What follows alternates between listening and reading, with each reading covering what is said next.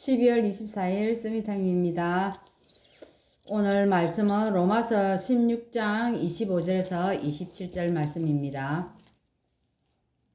나의 복음과 예수 그리스도를 전파함은 영세전부터 감추어졌다가 이제는 나타내신 바 되었으며 영원하신 하나님의 명을 따라 선지자들의 글로 말미암아 모든 민족이 믿어 순종하게 하시려고 알게 하신 바 그 신비의 계시를 따라 된 것이니 이 복음으로 너희를 능히 견고하게 하실 지혜로우신 하나님께 예수 그리스도로 말미암아 영광이 세세 무궁하도록 있을지어다. 아멘.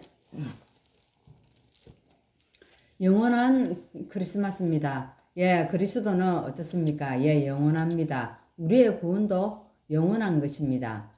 그래서 이 정확한 이 복음을 알 때에 우리의 응답도 영원한 것으로 연결되는 것입니다. 사실 우리나라에 복음이 들어오고 나서부터 어두움이 다 무너지기 시작했습니다. 우리 특히 어떻습니까? 농촌이 완전 달라졌어요. 농촌에 교회가 있는 동네와 없는 동네가 다를 정도로 이 교회의 영향이 컸던 겁니다. 그리고 우리나라에 이 복음이 들어오면서 교육도 하나님 변화가 생겼고 특히 복음 때문에 병원도 들어서게 된 겁니다. 여러 가지가 이 복음으로 말미암아 우리나라가 많이 달라졌습니다. 그래서 사실 여러분 한번 보세요. 동남아만 이리 가봐도 복음이 없는 그런 곳에는 나라가 굉장히 추저워요. 우상숭배하기 때문에. 그리고 추적기도 추적고 어둡고 막 또 문명이 굉장히 발달하지 못한 것을 우리가 볼 수가 있습니다.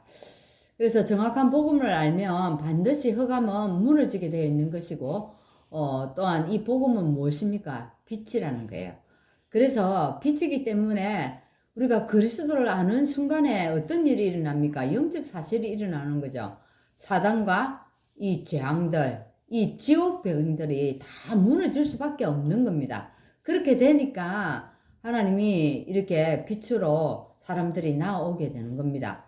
자, 복음이 증거된 적 없는 이 국가들이라든지 특히 지금 유럽은요, 마약 국가로 정신병자 또 국가로 완전히 다 바뀌고 있는 겁니다. 얼마 전에 제가 유튜브를 하나 봤는데, 샌프란에서 이리 찍은 영상이에요. 근데 거기에 샌프란에 굉장히 큰, 공원에서 그 많은 사람들이 앉아서 이 공원에서 즐기고 있는데 거기에서 버젓이 사람들 누구나 보면 알 수 있을 정도로 마약을 팔러 다니는 겁니다. 그래서 너무 놀라가지고 저는 사람들을 왜 나라에서 경찰들이 단속 안 하고 또 잡아가지 않느냐 하니까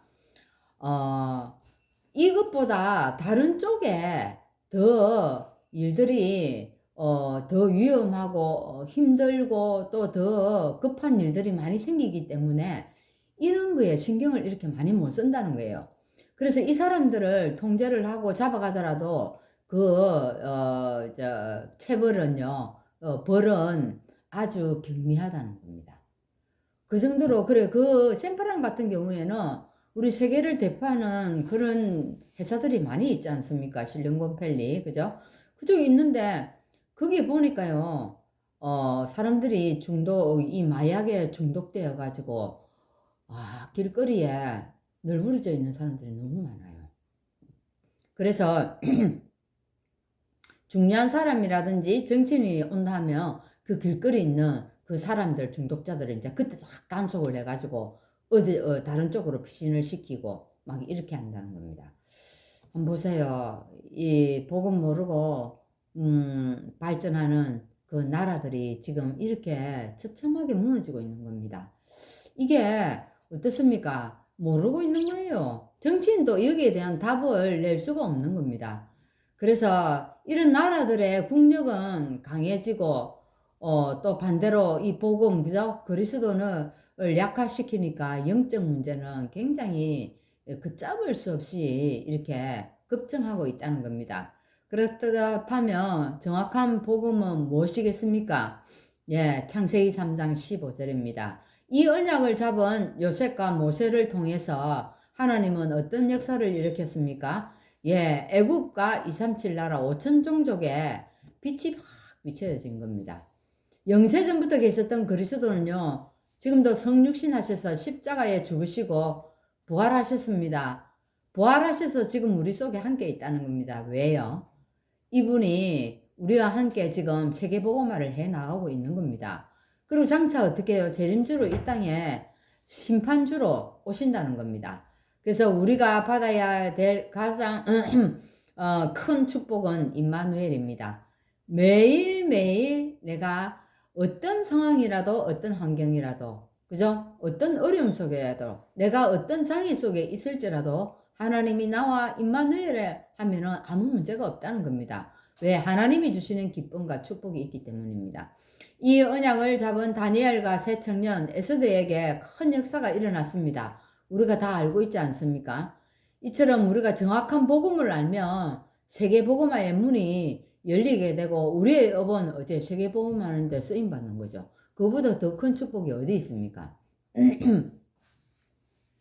그래서 예수님께서 우리에게 주신 영원한 배경이 있습니다. 그죠? 이 배경을 가지고 이 땅에서 우리가 이 세상을 이기는 겁니다. 하나님께서 우리의 망대가 되십니다. 그죠? 하나님이 성삼위 하나님이 오늘도 우리의 망대가 되어 주시기 때문에 우리가 또 그것을 빛으로 받아서 우리가 망대의 축복을 또한 누리는 겁니다. 그래서 우리는 파수꾼입니다. 그리고 세계 살리는 이 여정을 가게 되고 이정표를 가게 되는 겁니다. 이 하나님의 말씀을 믿으면 어떻게 되어집니까? 사단이요, 내 발 앞에 무릎을 꿇게 됩니다. 그렇게 되어버려야 됩니다. 발 앞에 무릎을 꿇어버려야 된다는 겁니다. 또 모든 전도자의 식주인인 가이오처럼 하나님의 일을 하게 되면은 하나님의 축복이 머물 수밖에 없다는 것입니다.